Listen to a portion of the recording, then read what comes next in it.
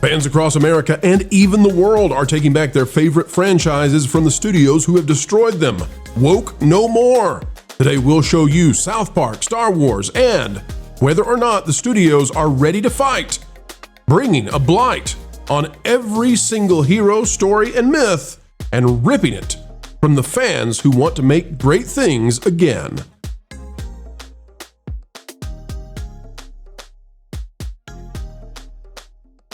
Hello folks, hello friends, welcome back. Yet again, another video of excellence on the way to you as we continue our trajectory of explaining entertainment, keeping you ahead of the culture curve. Folks, it's a PhD level of understanding. We'll give it to you with no tuition, scholarships for all. As we dive in, click the like button, drop a comment down below. If you see the hype, it's ripe to hit it. And if you're not yet subscribed, well, folks, we're working on it every day for you. Out of Newsweek, fact check. Is Tim Walt's South Park video real? Hey, Newsweek, I got news for you. None of the South Park stuff is real. Oh, you mean is it really from South Park? Oh, that's a complete... Oh, I'm so sorry, Newsweek. I thought you... Jack, I'm so sorry. This says a video has surfaced on social media claiming to be a clip from an upcoming episode of South Park poking fun at Democratic Minnesota Governor Tim Waltz. The clip also features a depiction of Minnesota Democrat Representative Ilhan Omar. The video has been shared by several prominent figures on X and has appeared on platforms such as Instagram and the Facebook. Newsweek has reached out to the offices of Waltz, Omar, South Park creators, Matt Stone, Trey Parker, and Paramount for comment because this is the kind of thing that rises to the top. Good job, Newsweek. Good job. What are they talking about? Well, folks, here it is right here. This is what's trending everywhere. And the question we've got today is, how long is Hollywood going to sit back and let the fans take back the franchises? Really and truly, South Park decided this last season that they were going to be one-sided completely. They were no longer going to go after everybody. They just wanted to go after the Orange Godzilla, or as they say, the Orange Godzilla. Here's the parody. It's a parody, YouTube. Here's the parody that's trending online. Here at the South Park Leering Center, we're not just retarded, we're Minnesota retarded. Ilhan Omar was educated here, and she's completely retarded. And I know this might come as a surprise, but I, myself, am retarded. All right, so there you go, folks. That's trending everywhere. Guess what else is trending? We showed you the Luke Skywalker AI video the other day. Star Wars AI videos, people fixing this stuff. Look at this right here. This is the story of how Palpatine became who he is. Means of controlling him. No, don't play right now. I'm busy. We're doing a story right here. Okay, quiet, Palps. Anyway, Star Wars Tales Untold, 172,000 subscribers. Just doing non-monetized AI videos of Star Wars that people love more than Lucasfilm. Let's go down to the comments for a second. It's a shame. It's a darn shame that fans and content creators are more skilled, more talented, and more creative than a whole division at Disney. This 12-minute video is far better than anything Disney has done in years. This is truly amazing. Well done. Next one. And Disney blames their failure on a lack of source material. It goes on and on. The ending with him reciting the speech is one of the best pieces in Star Wars. The best pieces, it explains so much and it's so incredibly Palpatine. 10 out of 10 work. Folks, the fans are taking back the franchises. The creators, the companies, they have hijacked them and turned them into something else. Even South Park is no longer what it was, which was a place that makes fun and mocks everything. Whether it's Lucasfilm, whether it's Disney, whatever it might be. Ladies and gentlemen, the fans are taking control, and one just now has to wonder, how long will Hollywood allow it? Culture, your thoughts on what we're seeing right now? It's going to be Star Trek. It's going to be everything. The fans are making the content they want to see, and it's outperforming what the corporations are making every single day now. Yeah, I think a lot of it has to do with the fact that the audience is more engaged in understanding of the material than anybody in Hollywood is. They forced out the people that were not just the creatives and the writers and the people that understand how to produce this material. And you end up with a lot of people who just either have run out of ideas or are just plain inferior at it. Probably. And again, what I love is that, spelling is important here. And South Park in 2000, let's say 2003 culture. Yeah. South Park would have done this. Yeah. Today they're terrified. Today they won't touch it. I think even like 6 or 8 years ago they may have just still done something like this. In fact, this would have been one of the only ways for America to hit back. And look, this is culturally relevant, not just in the United States, but through most of North America, which extends to Canada and Mexico. The level of fraud that's being uncovered, in fact, there was an oversight meeting today that Donalds was at, and he talked about it and everything that's going on in that specific state related to what's actually happening. And the fact that anybody with a solid understanding of prompts and AI can create something like this and write better dialogue than I've seen out of South Park in several weeks now isn't surprising to me. In fact, I think independent creativity is the only way forward at this point, because everybody else is beholden to some kind of corporate overlord or a series of corporate overlords and advertisers. And I think that's where the guys from South Park are stuck right now. Well, let me tell you what I think is partially going on that a lot of people don't know about. The gatekeeping still goes on, and maybe these companies are terrified. This is one thing that's happened right now, and apologies, folks, for the word there. We won't say it. But a certain account on X says it's so disappointing that South Park won't make an episode where Cartman's new get-rich-quick scheme is becoming a Minnesota daycare owner by pretending that he is of Somali background or descent. This was posted to Reddit. And guess what? Reddit took it down. The mods took it down. It's not allowed to be right. It's not allowed to be there. I mean, honestly, seriously, South Park was known for being subversive.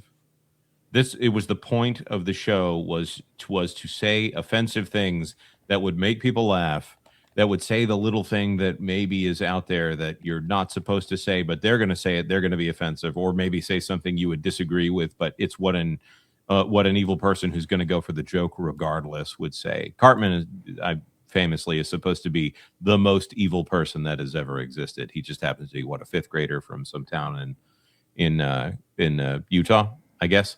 So it's strange to me that they would not make fun of someone like Tim Waltz, because it's such easy pickings. Well, the mods won't allow it. So Reddit still functions like the internet did, 3 years ago?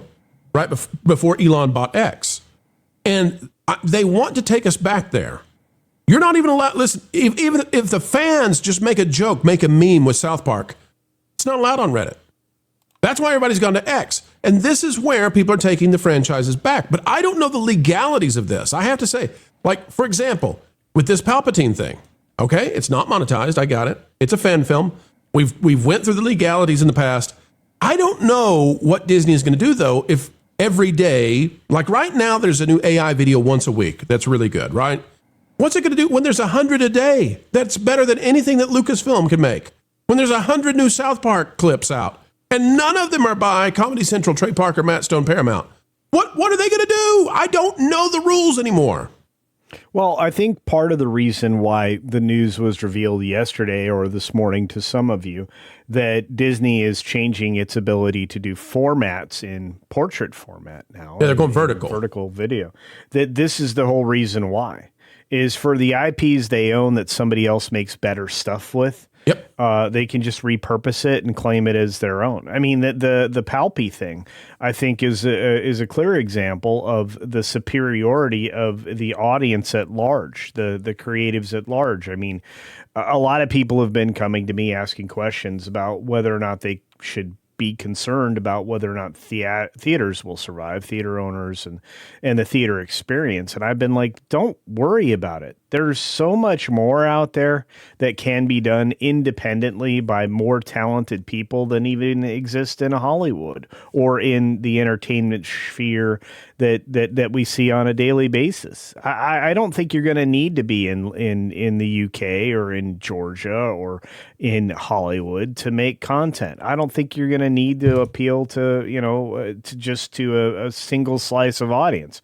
I think because we have the ability to reach out through platforms like X and other places. I think there's a new one coming online I keep hearing about called Oasis.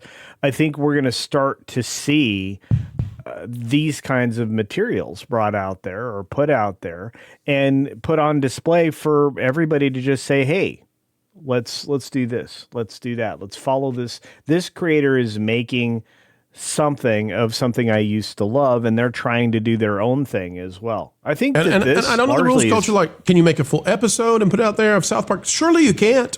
I mean, surely somebody's going to have to, like Paramount at some point, if there's a 20-minute to 30-minute full South Park episode out there that's funnier than anything that Trey Parker, Matt Stone are putting out, Paramount can't, that can't happen.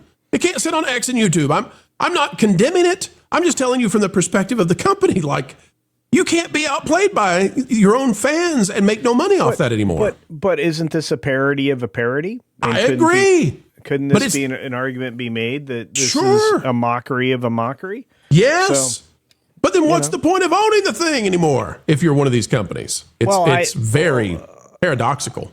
I think much like the great Star Wars parody film, Troops, I think if you do it in that spirit, you're going to get away with it. And I think that people will start to figure out who these creators are and follow them so that when they do produce something original, it immediately dominates the marketplace. I think this is something you and I have talked about before in private, and I think we're right around the corner from that moment. And I think that's going to save a lot of people's the hopes and dreams when it comes to returning to a theatrical model that, again, large corps are trying to stop. Jonas, here's where I think it goes, and you tell me if I'm wrong.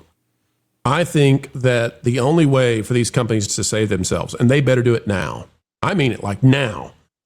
Companies like Disney, companies like Paramount, they need to monetize their brands, and if you use their character in an appropriate way, according to guidelines, if you use their stuff in AI, then they get paid for it.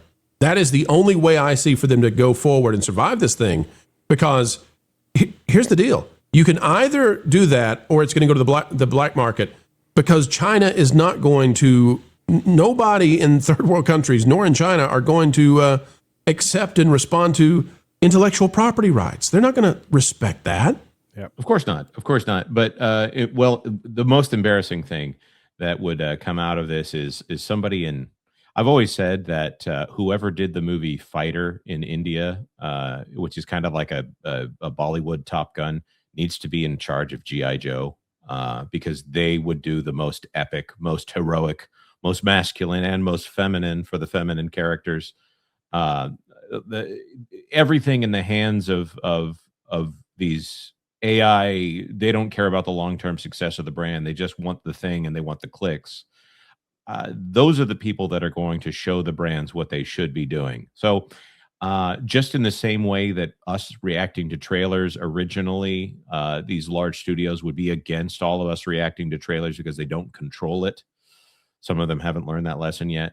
I think there needs to be looser terms for a lot of this. I don't know when it starts to getting into these things where like this is obviously off color anyways. So I'm kind of against it as a person who doesn't want to dwell on things like that. But some controls need to be there so that we don't get into the really spicy stuff that y'all need to be staying away from anyways. But I think if this is loose and it's fun, then maybe Disney could learn a thing or two instead of just putting vertical video on Disney Plus. I think the argument for fair use needs to change. And I think we need to revisit it perhaps in the court of law, because if somebody can utilize a property, but it doesn't actually tread across and that nobody's making profit from the production of, let's say, something like this or a Star Wars parody or whatever, I think they should be allowed to do that. I've always thought that. And Culture, I want that to happen, but I'm telling you this too. If the fans are better and they can claim parody, if the fans are better at this than the studios, it's over for the studios. Because the fans now, before this year is over, before this calendar year is over, fans will have the ability to make theatrical level releases of anything they want to do. Get ready, folks. It's coming. And the studios have big decisions to make. South Park, Star Wars, just the beginning. Often as we get ready to wrap these up, folks, you'll hear us say, keep learning, keep growing, keep having fun. And the reason we do it is because we appreciate you. It's true, we do. And we want you to have a good time. Thank you for giving us the great time of spending time with you. Folks, on the way out the door, consider clicking that like button, share, subscribe, click it and stick it to the algorithms. It's the notification bell, and drop a comment down below because you matter. Your thoughts matter. Who cares what the legacy corporate deadbeat media tells you? You really are important. And we're a testament to that. We wouldn't be here without folks just like you. And since we've said it, we'll say it once more. Folks, wherever you are and whatever you're doing, keep learning, keep growing, and as always, keep having fun.